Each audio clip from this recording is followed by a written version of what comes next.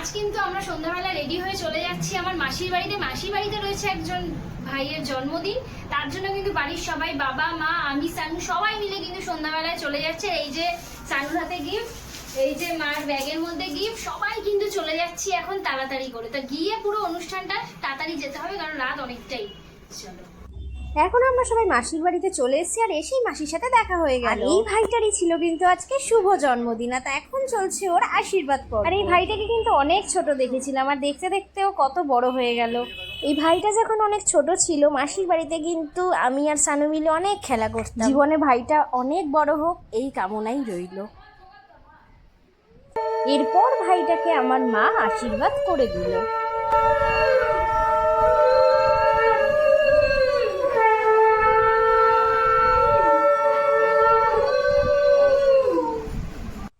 এরপর কিন্তু আমি ভাইটাকে গিফট দিয়ে দিলাম।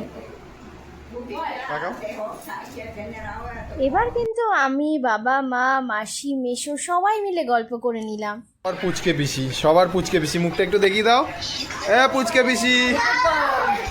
দেখতে দেখতে কিন্তু রাত তখন বেশ অনেকটাই হয়ে গেছে, আর তারপর কিন্তু আমরা চারজন মিলে খেতে বসে পড়েছিলাম। সার্ভিং করে দিচ্ছিল আমার মেশো।